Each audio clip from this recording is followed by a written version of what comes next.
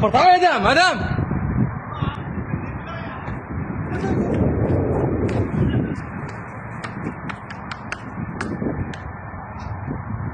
Welcome to the Paul Levette Show. I am your host, Paul Levette, a proud and unapologetic Black American conservative. So that video was a video from the streets of Qatar showing Iran's pathetic response to the United States dropping 16 bunker-busting bombs on their nuclear sites. And Iran's so pathetic that they warned the United States ahead of time to make sure we were prepared to shoot them down, because if they had hit our base or hurt any of our service members, the response would have been overwhelming. The president made it clear that he would destroy Iran if they attacked our military personnel in the Middle East.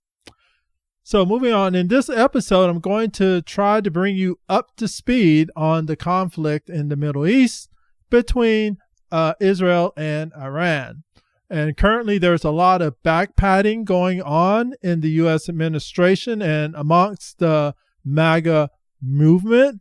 This is sad to say, but unfortunately, in this process, it looks like the Islamist and the supreme leader will get to live and fight another day, much to my disappointment.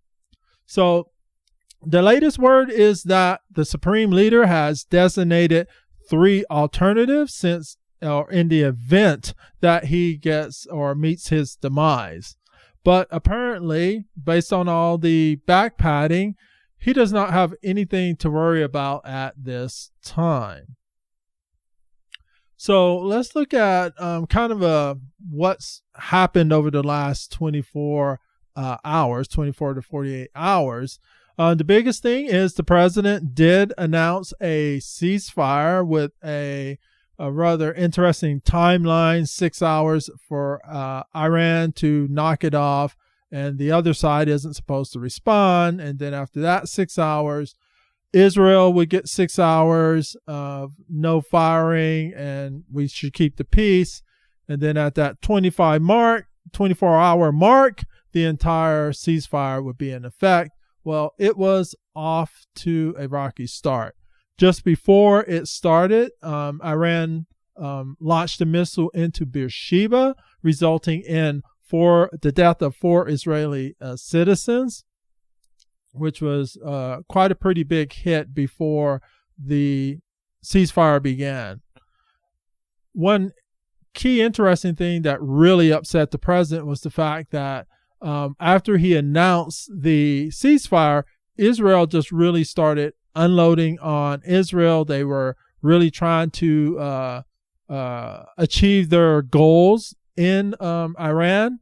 And so there was a lot of bombing going on in Tehran. So that resulted in this morning, President Trump was pretty fired up as he was leaving on a trip to the Netherlands for a NATO meeting. But he accused both of violating the ceasefire. He was particularly upset with Israel for the bombings it did. And in fact, Iran fired off a missile this morning toward Israel. And as a result, Netanyahu, Bibi, sent off a fleet of Israeli fighters to retaliate, to which President Trump was so upset that he actually dropped the F-bomb about what was going on between these two. You know what? We basically have 2 countries that have been fighting so long and so hard that they don't know what the fuck they're doing. Do you understand that?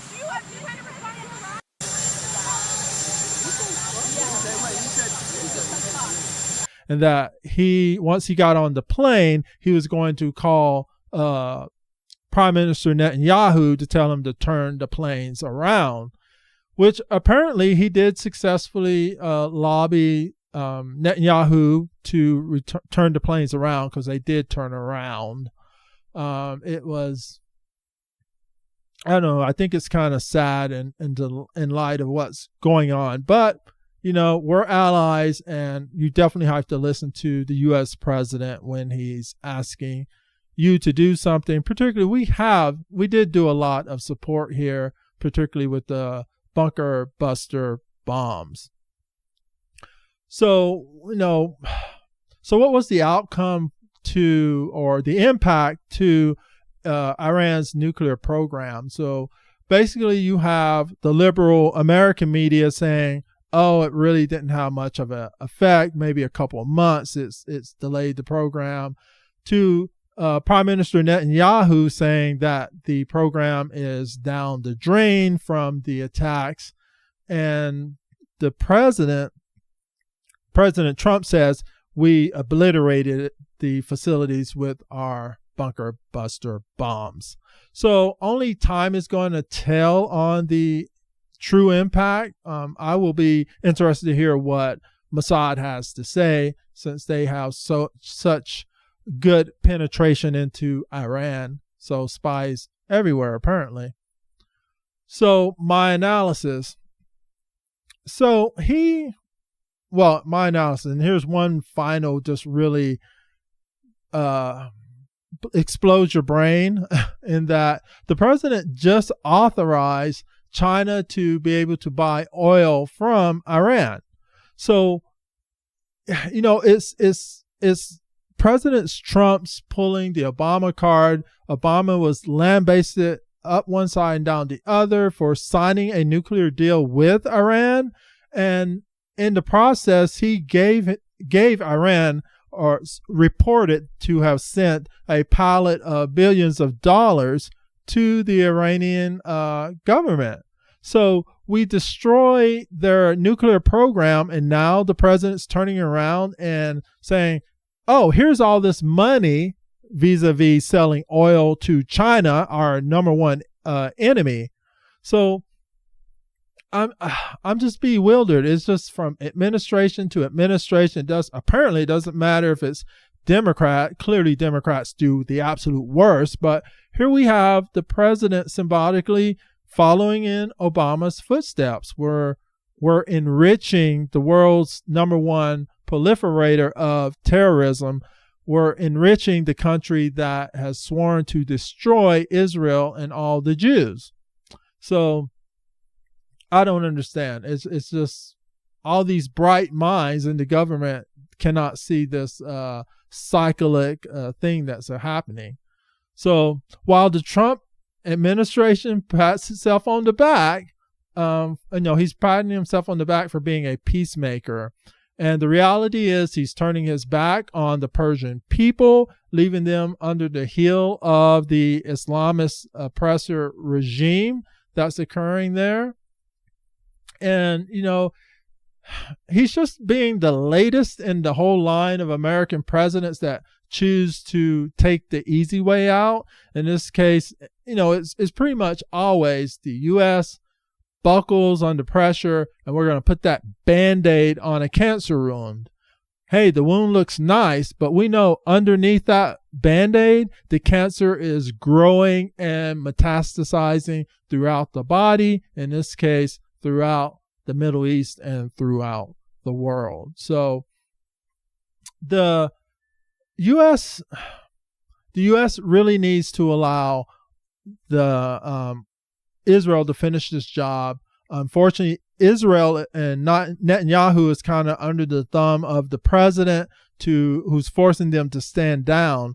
But I'm like in my fifth decade of life, and I can personally look back at the number of times the Middle East flares up, Israel takes some action, but they're forced to stop before completing the job.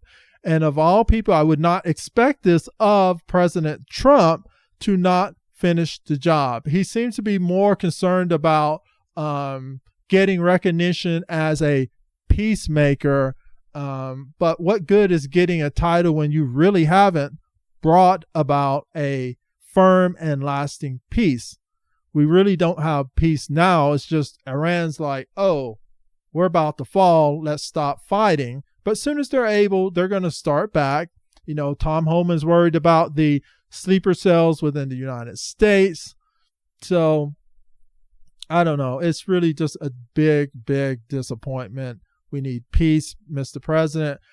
And I'm going to have to give a hat tip to Tucker, because it looks like Tucker Carlson and the other doves have somehow gotten in the president's head to back off rather than ensuring that the crown prince and the Persian people are able to start an uprising against the government there.